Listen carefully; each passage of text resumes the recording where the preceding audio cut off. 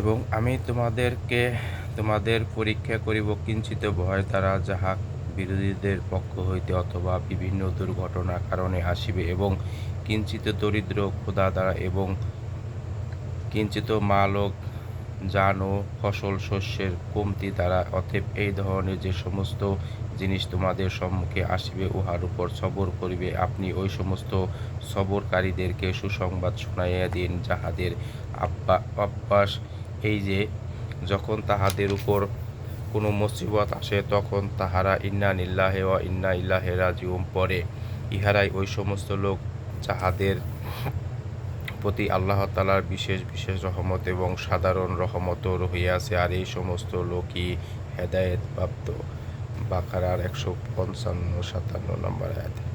ফায়দা: মুসিবতের সময় মৌখিক ইন্না লিল্লাহ পড়া উপকারী ও সওয়াবের কাজ। অন্তরে উহার অর্থ বুঝিয়া পড়া আরও অধিক কার্যকর, সওয়াব ও প্রশান্তির কারণ। ইহার অর্থ এই যে, আমরা সকলেই নিজেদের জানমাল সহকারে আল্লাহ তাআলারই মালিকানাভুক্ত, আর মালিকের জন্য নিজের মালিকানার সর্বপ্রকার অধিকার খাটাইবার হক রহিয়াছে।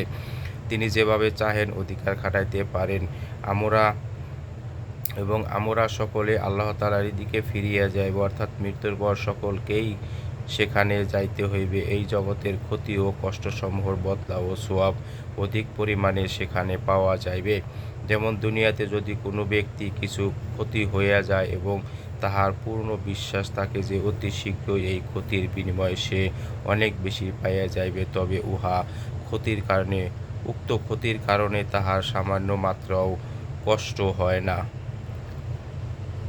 এমনিভাবে যদি আল্লাহ তাআলার নিকট অধিক হইতে অধিক বদলা পাওয়ার একিন হইয়া যায়, তবে সামান্যতম কষ্ট থাকে না। কিন্তু আমাদের মধ্যে ঈমান ও একিনের স্বল্পতার কারণে সামান্য দুঃখ, সামান্য কষ্ট, সামান্য ক্ষতিও আমাদের জন্য বড় মুসিবত হইয়া যায়।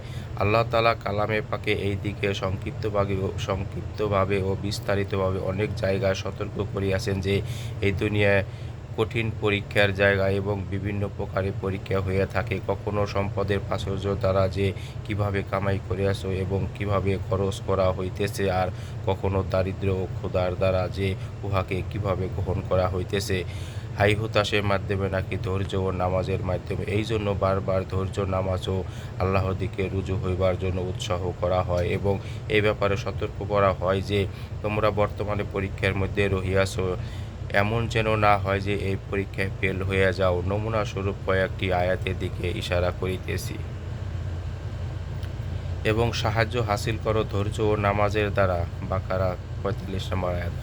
হযরত কাতাদা রাদিয়াল্লাহু তাআলা আনহু বলেন, এই দুই জিনিস আল্লাহর পক্ষ হইতে সাহায্য, এবং এইগুলি দ্বারা সাহায্য লও।